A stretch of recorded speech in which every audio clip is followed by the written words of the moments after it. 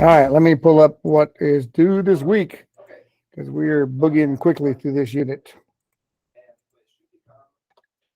We got our boogie in high gear this week. All right, Algebra 3.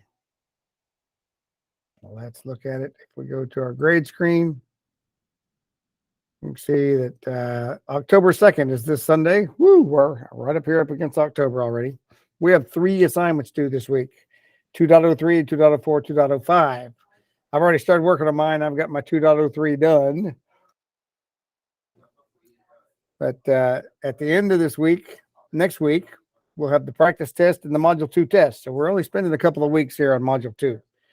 So don't dawdle. Don't get behind. Or pretty soon we'll be in Module 3 and you'll still be way behind us. So make sure you're staying caught up. But 2.03, 2.04, 2.05. So we're going to look at those quickly this morning, trying to get all of those in our class period without keeping you forever here.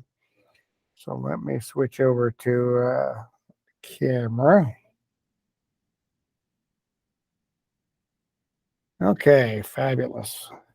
All right, so we're going to talk about lesson 2.03 first. And it's talking about different things we can do with functions, combining functions. So with that, if we have f of x and g of x, and let's assign some values to them. Let's say f of x is equal to x squared. Still trying to focus there. And g of x equals x minus 5. Okay? So we got x squared, we got x minus 5. Let me raise this up over there or something. It's struggling on the focusing here. So we can do a lot of things with this. So when we're talking about combining functions, we can do f plus g of x. F plus g of x. And that just means that we take f of x and we add it to g of x.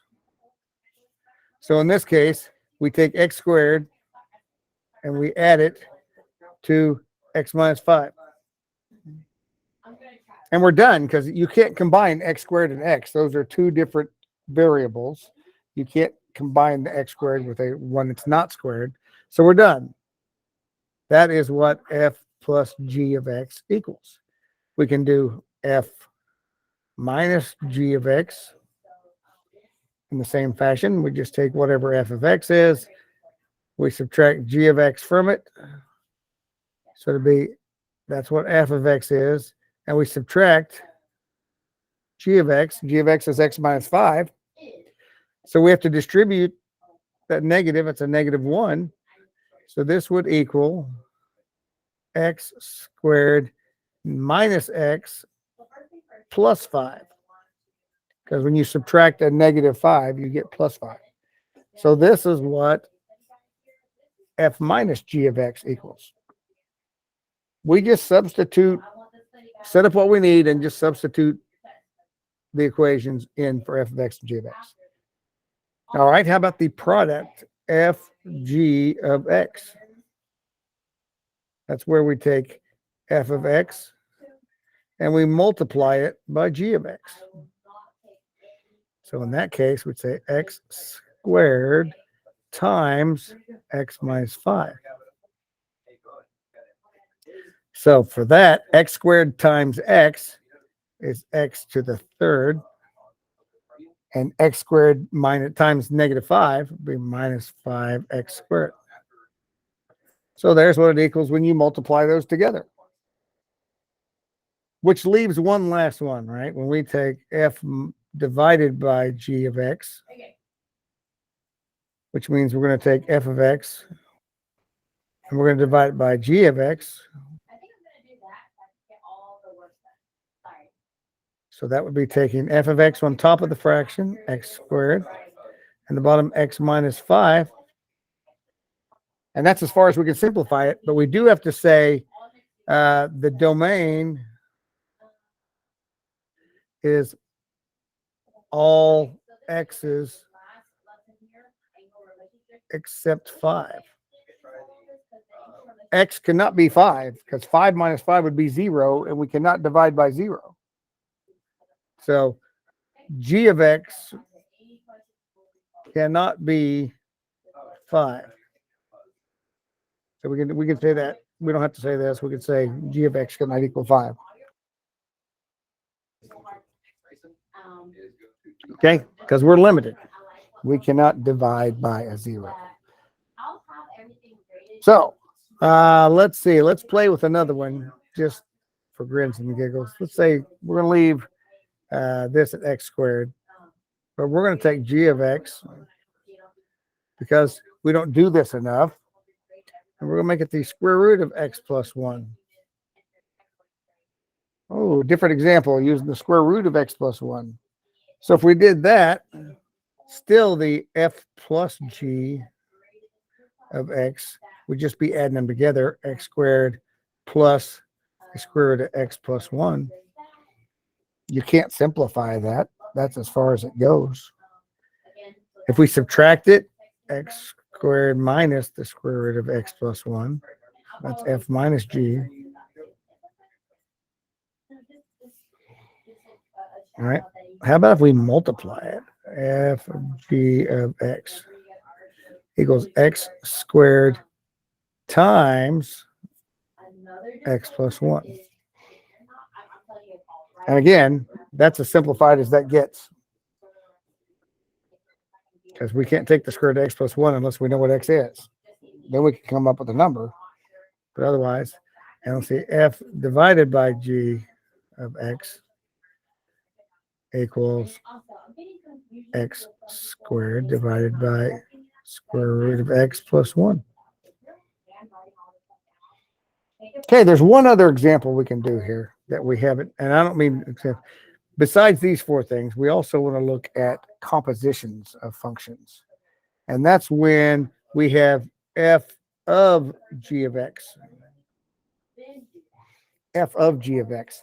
And that's where you take, because normally right here for f of x, we take a value for x and we substitute it in this equation. That's what we do when we have f of x. We take a value for x and substitute it in to figure out what the y is. Well, here's the same thing, but what are we substituting for x? We're substituting g of x. So in this case, x is not x, it's the square root.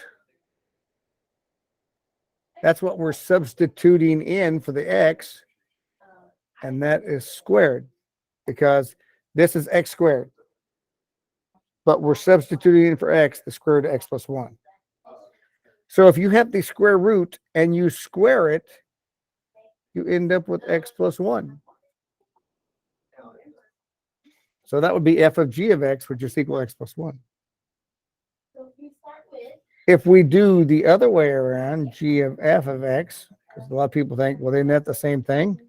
Well, this time g of x is our square root of x plus 1, but we're going to substitute x squared in for x.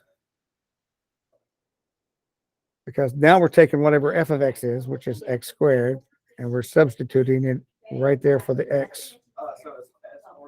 So it's x squared plus 1. That's simplified. We can't do anything with that. If it was just x squared, we could simplify that to just x, because the square root of x squared is x. But when you have the plus 1 attached to it, now it's a quadratic equation, and we can't take the square root. So this equals x plus 1, but this equals the square root of x squared plus 1. So x plus 1, square root of x squared plus 1. All right. Let's talk about... Hey, I have a question. Yes. On the f of x, no, f times g of x. This one? Yeah. Okay. Where did the x from f of x go? Just one more time. F of x equals x squared. Oh, uh-huh. So this is f times g of x, which is the same thing as f of x times g of x. Yeah. These are the same thing. I'm just getting f times g of x. So I just take those two and multiply them together. I take x squared and I take square root of x plus 1 and I multiply them together. Okay. Okay. Oh. So I could have wrote it this way, f of x times g of x, but this is the same thing. It's just shorter. You could write that either way. F times g of x, or f of x times g of x. That's the exact same thing. Okay. So this is just a shorter way of writing the same thing. So I want you to be able to recognize either one, because I don't know how on a test or a quiz or something, you never know how they're going to put it. They may break it out with f of x times g of x, or they may just say f times g of x. Yeah. But either way, it's the same thing. You just take, Okay. take the two functions and multiply them times each other. Okay. Good question. Thank you for jumping in. All right. Let's look at inverses. All right. If I have, let's start with just a set of numbers. Let's say our x is these numbers, 1, 2, 3, and 4. Okay, that's our x's. And our y's are 2, 4, 6, and 8. That means our equation is actually y equals 2x, because whatever the x is, the y is twice that. So y equals 2x is actually the equation for those points. But if we're talking about the inverse, if we have the inverse function, like what is y inverse, if we swap those and say the x is 2, 4, 6, 8, and the y's are 1, 2, 3, 4, this is the inverse function of this one, because all the x's and y's have traded places. And we can solve that. So if y equals 2x, x equals 2y, divide by 2. So y inverse would be x divided by 2. Those two are inverses of each other, because the way you find an inverse of an equation, let's just take a different one. Let's start with f of x. F of x equals 3x minus 7. Just pick something kind of simple, linear here. We change that to a y equals 3x minus 7. And then we said for an inverse, the x's and y's have to trade places. So we're going to do that. We're going to say x equals 3y minus 7. See, all we did there was we traded places. We took the x and the y and we made them trade places. Now we solve this for y. We want it to get back to what is the equation. So we add 7. So we got x plus 7 equals 3y. We divide by 3. So y equals x plus 7 divided by 3. So that's what the inverse is. If we say, minus 1. F of inverse is marked by a little -1 as like an exponent type thing. But it doesn't mean multiply it times -1 or anything. That's just a notation. X plus 7 divided by 3. So these two are inverse functions of each other. Inverse functions of each other. 3x minus 7 and x plus 3. And I want to show you something on inverse functions. I want to graph those and show you what that looks like when we graph it. Okay, so here's the original function. F of x, let me just make it y equals for Desmos. Make it easy for it. 3x minus 7. Okay, there is the original function. Here is the inverse. Y equals, and it's x plus 7 divided by 3. There is the inverse function. Now, there's something about the function and its inverse. When you graph it, it's actually a reflection over the line y equals x. So that green line is the line y equals x. And so if you have over on this side the point, let's find that point. Can't get it exactly on there. That's a 4.5 point. I want a nice even point. There we go. -1, 2. Oh. -1, 2 is on the blue line. -1, 2. Let me put that point on there. -1, 2 is right there. So if that's true, the inverse of that will have the x and y swapped. So we would expect 2, -1 to be on the other line. And there it is right there. Anytime you have one point, its inverse will have the exact opposite point with the x and y swapped. So let's see if we can find another one. That's going to be 8, 5. Okay, so 8, 5 is on one of the lines. So we expect 5, 8 to be on the other line. Let's graph 5, 8. Oh, look at there. 5, 8 is on the other line right there. So that's always going to be true for an inverse. If not every function has an inverse, by the way, not every function has an inverse, but if it does, then you will be able to swap the x and y and find points on both lines. 5, 8, 8, 5, -1, 2, 2, -1. And that will be true all the time. Like there's another one right there. So the point 5, 4. 0.54. So it means the 0.45 is going to be on this line. 4, 5. Always going to be true of inverse. Okay. So now let's talk about the fact that not all have an inverse. How can we find that if it does? So basically, first off, it has to be a function, which means we can't have, well, if we go back to the graph, let's go ahead and kill all these because we're through playing with that one. If we had x equals y squared, that's not a function, right? It does not pass, it fails the vertical line test. When x is 4, there's two different y's. Y is 2 and y is -2. So that fails the vertical line test.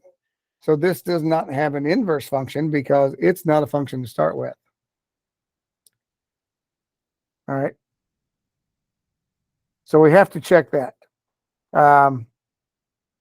For the requirement for a function to have an inverse is that the function must be 1-to-1. So let me talk about this. Let me talk about this 1-to-1 because you're going to hear this phrase: is the function 1-to-1? And that means for every x, there's only one y, and for every y, there's only one x. And for every y, there's only one x. 1-to-1. So anytime you see any duplicate of an x or a y, you're not going to be dealing with an inverse function because you've already failed that test. I have a question. So where are you gonna like see the duplicate? Like when you graph it? When you make a table is when you'd see the same numbers. Okay. Or when you graph it, I mean, again, we see when we graph it that there's a 2 here and a 4, and then down here there's a -2 and a 4. We see the 4 twice. Okay. Yeah, because of that vertical line. If this had an inverse, it would be this y equals x squared, because that is the reflection over y equals x. You know, every time you see this point, you got this point as the opposite of it. But this is not 1-to-1 either because there's two y's that are at 4. You know, -2, 4 and +2, 4. So this is not 1-to-1. Okay.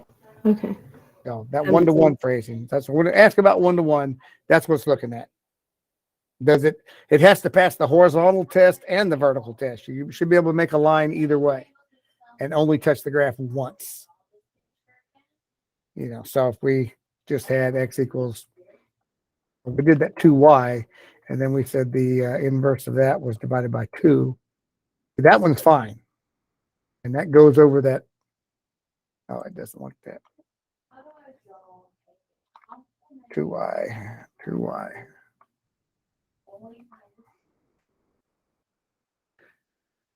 Green line. Okay, the green line. I don't know where the purple line is. Y equals x divided by 2. I don't know where that line went. Okay. Oh, there's the purple line. It's on top of the green line. There's the same line. Why is it the same line? X divided by 2. Oh, because I did this one backwards. Y equals 2x. There we go. And then this would be y equals x divided by 2. So there they are. Those are fine. Those both pass the horizontal and the vertical test. You know, you're only going to have one x for one y anywhere on there, one y for one x for one y for one x. Either way you go. All right, let's go back to here because we've talked about the inverse where you substitute the x and the y. define the inverse equation. We've talked about there has to be, for the graph, that you can see mirror images of each other. The x's and the y's trade places on the graph of an inverse. It only exists if there's no two elements in the domain point to the same out in the range, right? You can only have one y for every x. If it's 1-to-1, it has to be one x for each y also. So let's see. Let's talk about, the other thing that we talk about is translations of graphs. Okay, that's in our, I think, our third lesson is translations of graphs. So let's look at the basic graphs that we talk about in this lesson. So graphing transformations. I need to get off the grades. Graphing transformations. Here are the basic parent functions that we generally use in our algebra class. It's slow, but it's getting there. Okay, the constant function, where like y equals 2 or y equals 1.5. That's just a linear function that's just horizontal. An identity function, just y equals x. Okay, so that's the standard linear. Y equals mx plus b with m being 1 and b being 0. Just y equals x. That's the standard most basic linear function, y equals x. The squaring function, this is the quadratic, y equals x squared. That's just the most simple quadratic. That's the parent of the quadratic family. Cubing is when we have x to the third, and that's what that graph looks like, x to the third. Notice these all go through the origin, except for the constant function, because that's just y equals a number. But this goes to the origin, that goes to the origin, that goes to the origin. The square root function goes to the origin. It's just y equals the square root of x. And then the absolute value function, where it's just the absolute value of x. That is the most basic of these functions. They all go through the origin. Absolute value, square root, cubing, squaring, or just linear. So that is the base. That's where we're going to start. And now we're going to talk about what happens when we change those equations. How does that affect our graph when we change those? So let's start with just y equals x. All right, y equals x. So when we put a plus 2 onto a y equals x equation, what does that do to the graph? I'll throw that there for anybody. Doesn't it move it to like the left 2 spaces? Let's see. Let me pull up our graphing. What I do with my graphing? No, if that's right. I think so. I don't know. Well, let's test it. Let's see. We go back to Desmos. So let's start with the y equals x. So there's just the basic one. So if we just put y equals x plus 2, it went up 2. Oh yeah. Okay. I know what I'm doing now. All right. Yeah, when we change that b, that's what this is, the mx plus b. Change the b, that puts it up or down. Up or down. So we see that when we put mx plus b up 2. If it was x minus 4, down 4. Right? Down 4. That's going to change that. What if, let's do this. Let's make it a little fancier. X plus 5 minus 2. Well, if we simplify that, we know what'll happen. But what if I type it in exactly like that? And you'll see this more when we get to the quadratic and other things. So if I say y equals x plus 5 minus 2. See, it simplifies. It just simplifies because x plus 5 minus 2 is the same as x plus 3, right? Because once you take away the parentheses, there's nothing to do, just subtract 2. And so the graph says, it's just at x plus 3. So linear is pretty simple to work with, but let's up the ante a little bit. Let's go to y equals x squared. Okay, so what do you think is going to happen that when I say x squared minus 3? You expect the same thing to happen in linear, or you expect something different? Now does it move to the right? Let's see. Does it change when it's x squared? Y equals x squared minus 3. No, it just went down 3. So anytime we just add something on the end, it's going to move the graph up and down. It didn't matter that it was still a quadratic equation this time. What if it's an x to the third equation? Let's do that. See, that's what that x to the third looks like. So let's change this one to the third. Again, it just moves it down 3. So at least that helps us because it's consistent. It's consistent. Anytime that we add something onto the end, minus 3, it's going to go up or down. Up or down, depending on whether this is positive or negative, right? Negative is going to go down anytime we add it in. But here's what you're looking for, Marion. If we add it with the x minus 3 squared. I didn't add it on the end. I put it inside with the x, and then we're going to square it. So I'm going to take away that. So I'm going to put it, I'm going back to squared. Let me change back to my other equation. There's the x squared. But now if I say y equals x minus 3 squared, it moved right.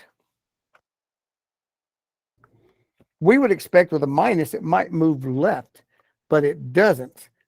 What it does is whatever number you put in there, it's going to do the opposite of what you think it does. If this was x plus 3, it moves left. Now it moves to negative 3. So when you put it with the x inside the parentheses, it does the opposite of what you think. When you put it afterwards, because we can take this and then put a plus 5. Look at it. It raised it up to the 5. Now it's at 3, negative 3, 5. Because this will still move up and down. If we say that's minus 1, now it jumps down to minus 1. But inside here, we make that a plus 1. It's going to be left. We make it a minus 1. It's going to jump on the right. So the transformations of our graph, anytime, oh, that's the wrong window. There we go. Anytime it's inside in here, left or right. And it's the opposite of what you think. Because this is actually moving left or right an amount, let's say it's C. This is x minus C. So if C was a positive number, then it would be x minus 3. C is 3, so it moves right C, or 3 in this case. So it's the opposite of what you think because of that sign. Opposite of this sign right there. Put a little arrow. Opposite of whatever that sign is. So that's a plus, it's going to move left. If that's a negative, it's going to move right. And so I would encourage you to get on Desmos, put some graphs in, and then play with those numbers to see what it does. Let's talk about some other kind of translations here while we're on the subject. So we know we can make it go left or right. We can go up and down. But what about, let's look at like a reflections. We've already talked about reflections a little bit because we talked about reflecting over y equals x for the inverse. Right, a reflection is just like you put a mirror up and it exactly on the opposite side. So let's see if we want to reflect across the f-axis. And we've got y equals, oh, let's just pick something. 2x squared. I want to move it off the origin. So I'm going to say x minus 2 squared. If we have y equals negative f of x, where everything has the opposite sign, so in this case, negative 2x minus 2 squared. Let's see what happens to that graph when we just, all we've done is add a negative right out front. There's our negative. So we'll go to Desmos. Let's get rid of this one and say, okay, I've got y equals 2x minus 2 squared. Okay. There's our graph. We knew it would move right 2 because we have that minus 2. So that made it move it right. What the 2 does is just change how wide it is. See, it got wider. I put a 2 in there. It makes it a little skinnier. If I put a 4, it's going to get even skinnier. 6 gets even skinnier. So that's all that 2 does. But what if I take this and I do the exact same equation, 2x minus 2 squared, but I put a minus in front of it? Oh, look at there. When I just put a minus in front of it, the only thing that happened was it just flipped and reflected over the x-axis. So instead of going up, it goes down. Instead of going up, it goes down. So this reflects over x-axis. Reflects over the x-axis.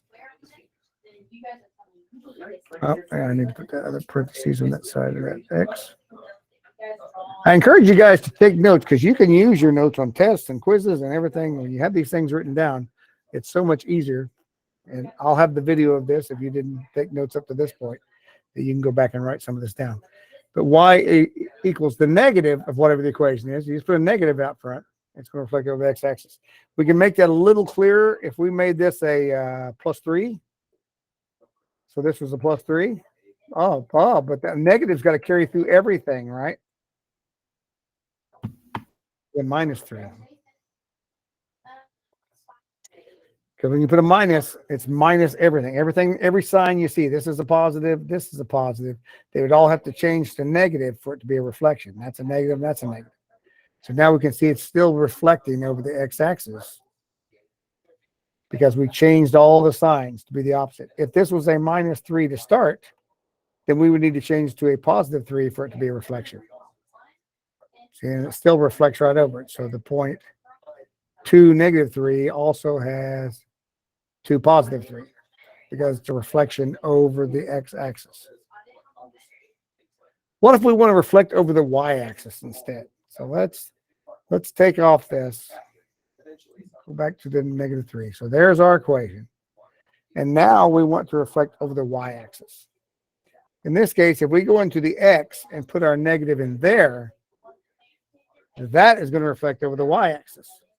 So y equals f of negative x. Everywhere there's an x, we would change it to a negative x. In this case, we only had one x in our equation. So that made it simple. Let's try a different quadratic equation. That might have more. 2x squared plus 5x minus 3. Okay, so I'm going to do that one. So what we have to do to reflect over the y, let's turn it off for a second. So let's make that a different color. Whoops. I'm going to change that to a blue. Green. All right, that's going to be a green. So if we want to do this one, 2x squared, I'm doing the exact same first, and then we'll modify it. I say, okay, if I want to reflect that over the x-axis, I just need to change all the signs. All right, let me turn that on. So I make this a negative, and that a positive. And now it's an exact reflection, negative 1.25, 6 1/4, and 1.25, negative 6 1/4. So that is a perfect reflection of the x-axis because I change all the signs. Now, what if I want to reflect it with the y-axis instead? So let me put this back as a positive, put that back as a negative. If I change all of the x's to negative x's, and change this one to a negative x, oops, inside there. Now it is a reflection over the y-axis. It's exactly reflected over the y-axis. just like a mirror image over the y-axis, because I just substituted negative x. Now we can simplify this equation, of course. And like this would be y equals, let's see, it's 2x squared to the simplification of that. Minus 5x and 3. Yeah. Negative x squared simplifies to x squared because negative x times negative x. But the 5 times negative x makes it minus 5x. And that puts it over here as a reflection, just simplifying it. These are the same equation. The red one and the blue one are the same equation. I've just simplified it. Just done a little algebra to make it look nicer. Okay, so now what if we want to reflect it through the origin? We want to reflect through the origin. So anything's on this side is going to rotate 180 degrees and be over there. I'll get rid of these. To reflect 180 degrees over there. So in that case, we're going to do both the x and the y. We are going to change the signs. Y equals negative 2x squared. And we would say here minus 5 to the negative x plus 3. Okay, I need to change the color. I don't want to be the same color. This would simplify again. Negative 5 times negative x actually is just plus 5x. But this is rotation around the origin, through the origin. If this point exists over here, so we can find the nice point. The point negative 3, 0. If you rotate that 180 degrees, it'll be over here at 3, 0. You take a point up here. See, that's the point. 2, 5. It looks like 2, 5. So if we have 2, 5, we'll also have negative 2, negative 5. Yeah, there it is. Negative 2, negative 5. Because it rotates 100 degrees. So the x's and the y's both change signs. So we'll call that y equals, I'll write this down and show you my notes here in just a second. Through origin. Through origin. Okay, so let me show you what I wrote down there. So y equals negative f of x, where we just put a negative in front, that's going to reflect on the x-axis. If the x's change signs, but it's still f of x, f of negative x, that's going to reflect on the y-axis. But when we put a negative in front of the whole function, which means we change all the signs throughout, and then we change the x sign as well, that's going to be through the origin. And that's when we're going to be where xy will exist, and also negative x, negative y will exist. Every xy point will have a negative x, negative y point. Be the exact same numbers, but the opposite signs for every point when it reflects through the origin. When it reflects over the y, every xy will also have a negative x, y. So if the point 1, 1 exists, the point negative 1, 1 exists. And up here you have the opposite. If you have x, y, you'll also have an x, negative y.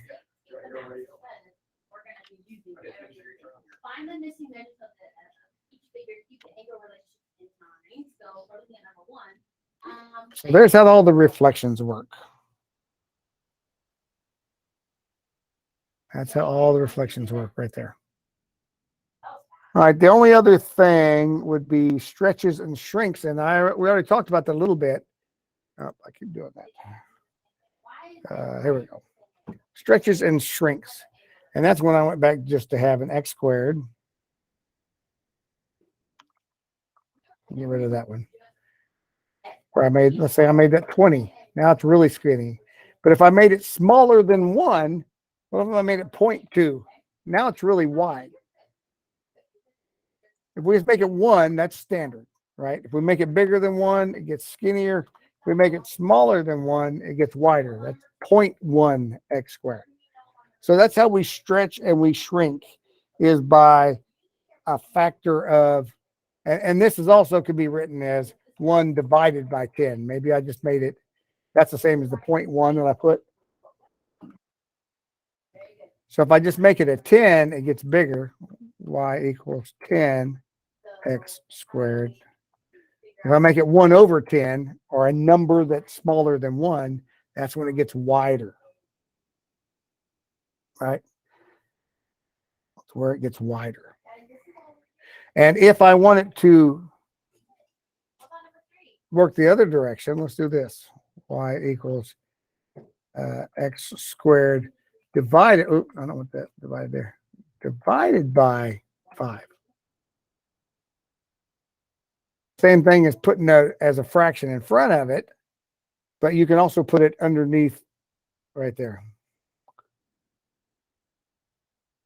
So play with that too. Put numbers multiplied bigger than 1, smaller than 1 in your equations and see what effect it has in your equations. That's the best way to learn what the effect is to go in there and let Desmos do the effects for you. Let it jump in there. Let it actually work some examples for you and figure out. So that is what we're looking at this week. Let me go back to look at the lessons again.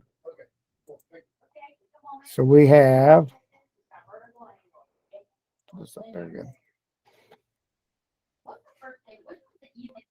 So we're looking at building functions from functions. That's where we have f times g of x, s plus g of x, all of those, taking 2 functions and building a new function, combining those functions somehow. Then we have the inverse functions, where you substitute the x and y, and you solve it for y to get the inverse function. And we know that it's a reflection over y equals x. And, oh, there's one other thing I need to show you on inverse functions, and then graphing transformations. Inverse functions. Oh, I'm glad I thought about this. Here's how you can test if you have a function and it's inverse. So let me go back and see, where did I have the inverse of a function? Okay, so we said that y equals 2x, and oh, here, let me name them differently. So f of x and f inverse of x equals x divided by 2. All right, here's how we know that these are inverses algebraically. If we take this one and substitute it into that one. All right, so we're going to do f inverse of f of x. So I'm going to take 2x and substitute it in for the x. See right there for that x? And simplify that. That equals x. Right? 2 divided by 2 is x. Well, what if I go the other way and I take this and I substitute it in over here? 2 times, instead of x, I want x divided by 2. What does that equal? Well, 2 times x divided by 2 is just x. Hey. That worked either way. Whether I substitute this into that or substitute this into that, when I simplify it, I should just get x if they are inverses. If they are inverses. Let's look at another one that we had. We had f of x equals 3x minus 7, and we said its inverse was x plus 7 divided by 3. Okay, that was a little more complicated, but let's do the same thing. Let's take this and substitute it in for that x. So that would be 3 times x plus 7 divided by 3 minus 7. Well, 3 times this divided by 3 is just going to be x plus 7. Because if I divide it by 3 and multiply it by 3, that just gives me back where I started. Then we have the minus 7 over here. Oh, look, x plus 7 minus 7, that just equals x. So that one worked. Does it work the other way around when we take this and substitute it into there? So instead of x, we're substituting 3x minus 7. That's what we're substituting in. Plus 7 divided by 3. 3x minus 7 plus 7. Well, if we get rid of the parentheses, because there's nothing to do, there's nothing outside the parentheses that have to be multiplied in. 3x minus 7 plus 7 just equals 3x divided by 3. 3x divided by 3 equals x. Again, they both equal x. So I think there is a question on our test or on this assignment or someone coming up. I know there's one on the test that says, show algebraically that these two equations are inverses. That's how you do that. You substitute one into the other, solve it. It should just equal x. And then you take the other one and substitute it to the first one and simplify it. And it should just equal x. That's how you prove algebraically that two functions are inverses of each other. All right, that's important to remember because I know there's a question on the test coming up next week that talks about how to do that. So make sure you practice that this week. I think there's part of our assignment may have you do that also. So make sure you can do that. So, all right. I think that's everything I got for you. That's all 3 lessons. I took up about 45 minutes of your time. If you have questions, please get with me. I will not be here Wednesday. I'm going to be in Boston at a medical conference, but this is an A-Day. I will be here Friday. So if you have any questions, you can always come and you can always email me and we can set up a time if we need to as well. So otherwise, I'll see you guys next time. No class Wednesday.